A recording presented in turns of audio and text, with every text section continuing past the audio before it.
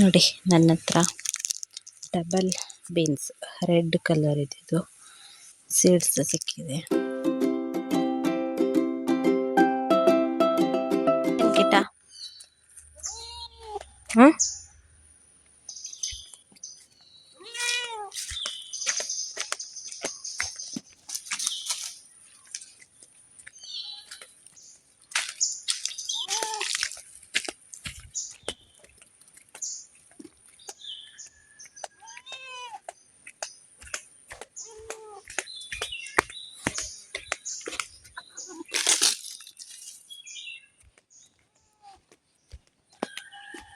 ನಾನೇನಾದ್ರು friends ಕತ್ತಿ ತಗೊಂಡು ಹೊಂಟೆ ಅಂತಂದರೆ ನಮ್ಮನೆ ಬಿಕ್ಕು ನನ್ನನ್ನು ಫಾಲೋ ಮಾಡ್ಕೊಂಡು ಬರ್ತದೆ. ಇದಕ್ಕೆ ಅಂತ ಗೊತ್ತುಂಟ ಅಂತ ಕಮೆಂಟ್ ಮಾಡಿ.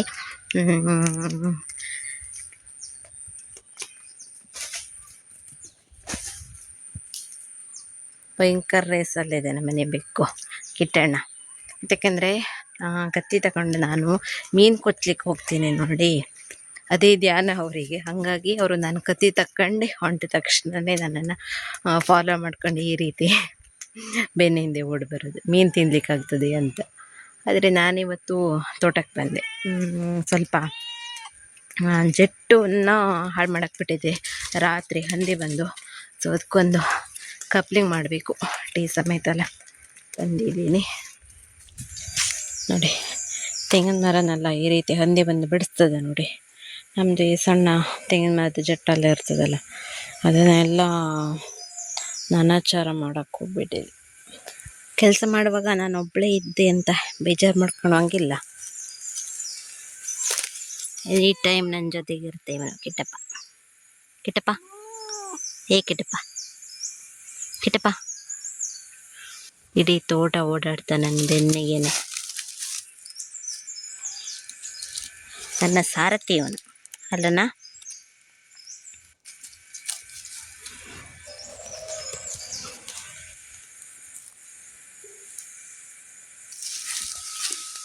ನಡಿ ಹೋಗೋಣ, ಹೇಳ ಹೇಳು ಹೋಗೋಣ. ಆಯ್ತೆ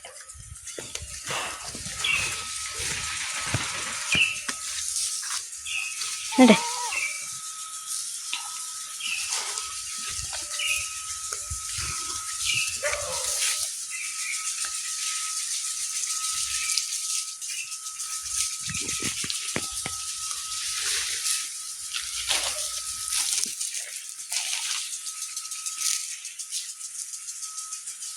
hi friends, good morning. Welcome to Honnavar lifestyle YouTube channel. ನಾನು ನಿಮ್ಮ ಪ್ರೀತಿಯ ಚೈತ್ರ.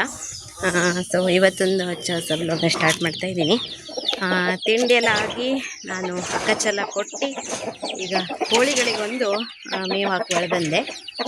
ಈಗ ಗೊಬ್ಬರ ಎಲ್ಲ ಹಾಕಿದ್ದು ನೋಡಿ, ಕೋಳಿಗಳನ್ನೆಲ್ಲ ಮುಂಚೆ ಬಿಟ್ಬಿಟ್ರೆ ಎಲ್ಲ ಗೊಬ್ಬರ ಎಲ್ಲ ಕೆದ್ರಾಕ್ಬಿಡ್ತದೆ. ಹಾಗಾಗಿ ಮಧ್ಯಾಹ್ನ ನಂತರ ಬಿಡೋದು, 2 ಗಂಟೆ ನಂತರ. ಅಲ್ಲಿವರೆಗೂ ಪಾಪ ಹಸುವಾಗ್ತದೆ ನೋಡಿ. ಹಾಗೆ ಗೂಡಲ್ಲೇ ಸ್ವಲ್ಪ ಮೇವನ್ನೆಲ್ಲ ಹಾಕುವ ಹೇಳಿ ಬಂದೆ. ಇದಾದಮೇಲೆ ಮತ್ತೆ ಬ್ಲಾಗ್ನ ಕಂಟಿನ್ಯೂ ಮಾಡ್ತೀನಿ. ಈಗ ಎಲ್ಲ ಕೋಳಿಗಳಿಗೂ ಫುಡ್ ಹಾಕಿದ್ದಾಯಿತು.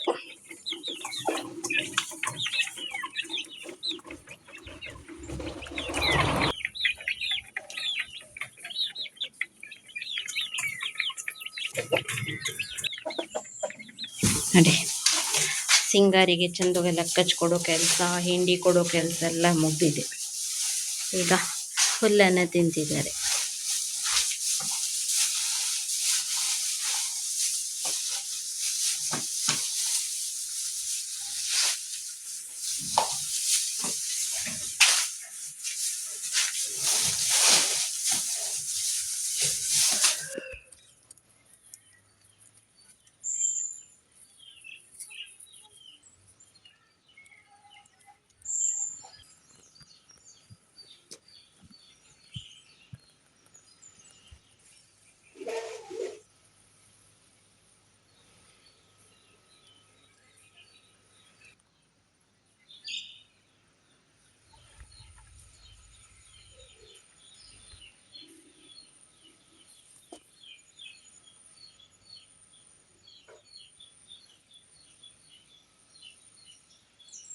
ಈಗ ಒಂದು ರೌಂಡಲ್ಲಿ ಬೆಳಗ್ಗೆದು ಎಲ್ಲ ಕೆಲಸಗಳು ಕೂಡ ಮುಗೀತು.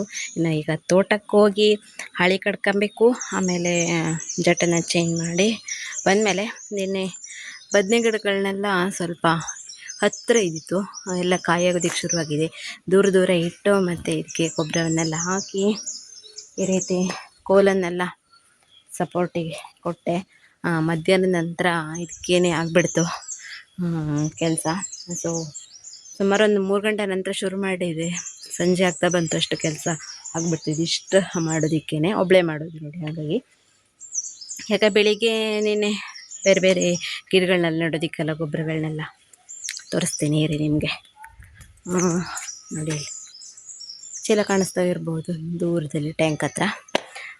ಅದರಲ್ಲೆಲ್ಲ ಗೊಬ್ಬರ, ಮಣ್ಣು ಈ ಥರದ್ದೆಲ್ಲ ತುಂಬ ತಯಾರು ಮಾಡಿ ಇಟ್ಟಿದ್ದೀನಿ. ಅದರಲ್ಲೆಲ್ಲ ಬೀಜ ಹಾಕೋ ಕೆಲಸ ಆಗ್ತದೆ. ಫ್ರೀ ಇದ್ದ ಟೈಮಲ್ಲೆಲ್ಲ ನಂದು ಗಿಡಗಳಿಗೇ ಹೋಗ್ತದೆ ಕೆಲಸ. ಹೀಗೆ ಇದೆಲ್ಲ ಆಗಿದೆ. ಈಗ ತೋಟಕ್ಕೆ ಹೋಗಿ ಬಂದಾದ ನಂತರ ಮತ್ತು ಆ ಬದನೆ ಗಿಡಗಳ ನೀರು ಬಿಟ್ಟು ಇನ್ನು ಅಡುಗೆ ಕೆಲಸ ಶುರು ಮಾಡೋದು.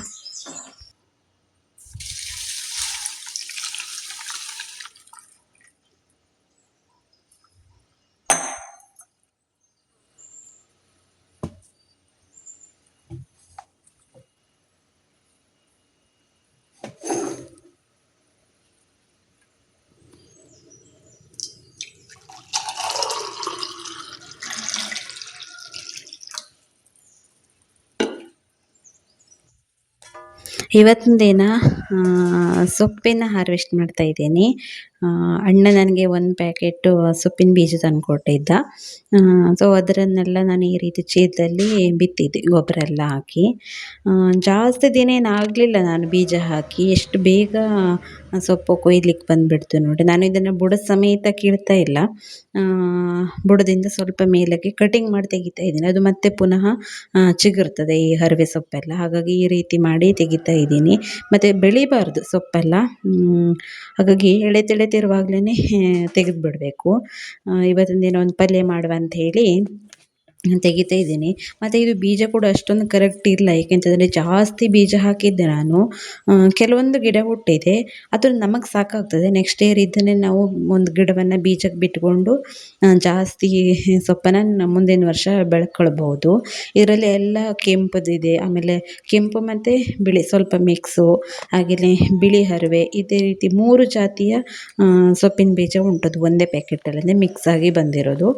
ಚೆನ್ನಾಗಿರುತ್ತೆ ಈ ರೀತಿ ಮಿಕ್ಸ್ ಬೀಜಗಳನ್ನೆಲ್ಲ ತಗೊಂಡಾಗ. ಹಾಗೆ ಈ ರೀತಿ ಎಲ್ಲನೂ ಬುಡದಕ್ಕಿಂತ ಮೇಲೆ ಸ್ವಲ್ಪ ಕಟಿಂಗ್ ಮಾಡಿ ತೆಗಿತಾ ಇದ್ದೀನಿ. ಮತ್ತು ಇನ್ನೊಂದು ಸ್ವಲ್ಪ ದಿನಕ್ಕೆ ಮತ್ತೆ ಚಿಗುರಿ ಸೊಪ್ಪನ್ನು ನಾವು ಮತ್ತೆ ಕೊಯ್ಕೊಳ್ಬೋದು ಬೇಕಾದಾಗೆ.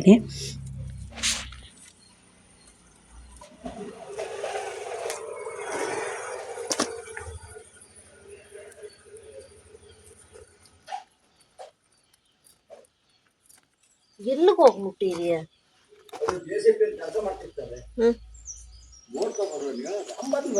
ಇಲ್ಲ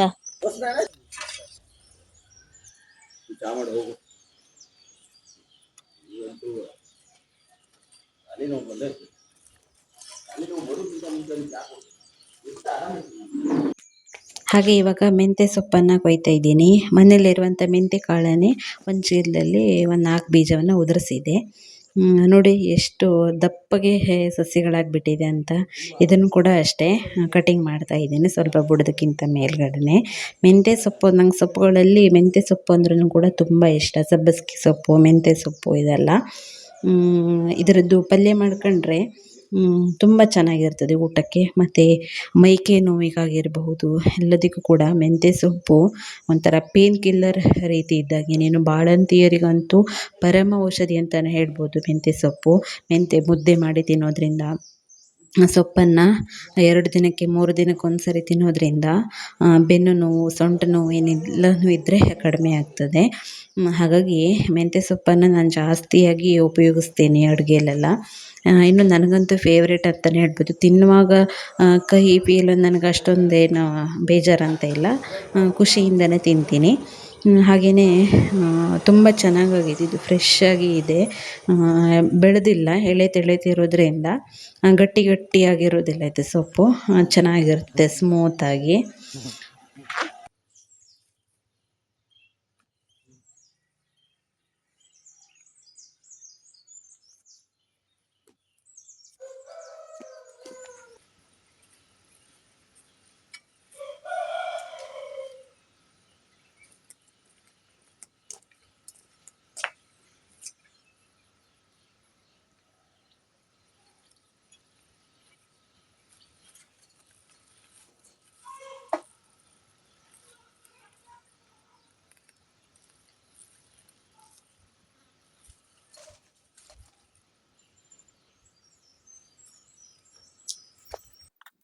ನಿನ್ನೆ ದಿನ ನಾನು ಒಂದು 5-6 ಮನೆಗೆಲ್ಲ ಬಸ್ಲೆ ಎಲ್ಲ ಕೊಯ್ದು ಕೊಟ್ಟಿದ್ದೆ ನೋಡಿ.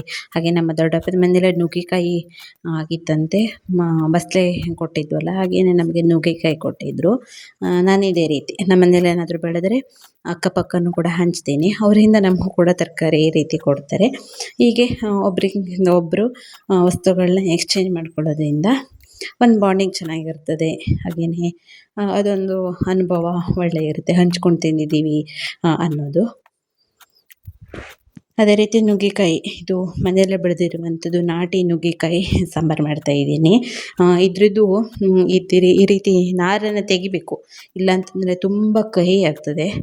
ಹಾಗಾಗಿ ಈ ಪೇಟೆ ಮನೆ ತಂದಿರೋ ನುಗ್ಗೆಕಾಯಿದು ನಾರು ತೆಗೆಯೋದಿಲ್ಲ ನಾನು.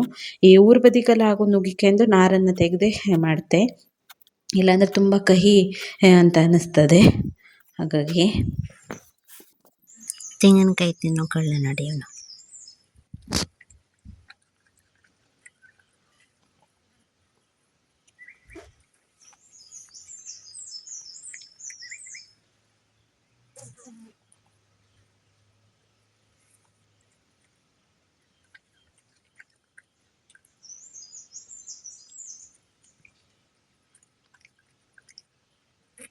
ಬುಲ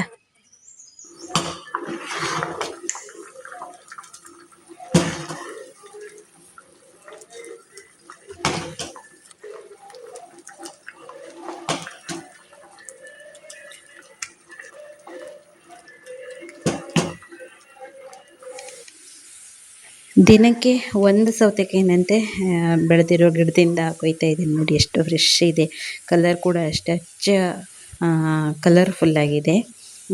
ದಿನಕ್ಕೆ ಒಂದು ಸೌತೆಕಾಯಿನ ಕಟ್ ಮಾಡ್ತೀನಿ ಎಲ್ರಿಗೂ ಕೂಡ ತಿನ್ನೋದಕ್ಕೆ ಅಂತ. ನೋಡಿ ನನ್ನ ಹತ್ರ ಡಬಲ್ ಬೀನ್ಸ್ ರೆಡ್ ಕಲರ್ ಇದ್ದಿದ್ದು ಸೀಡ್ಸ್ ಸಿಕ್ಕಿದೆ. ಇದರಲ್ಲಿ ಹಾಕಬೇಕು ಅಂತ ಗೊಬ್ಬರ ಇದನ್ನೆಲ್ಲ ತುಂಬಿ ರೆಡಿ ಮಾಡಿಟ್ಟಿದ್ದೀನಿ.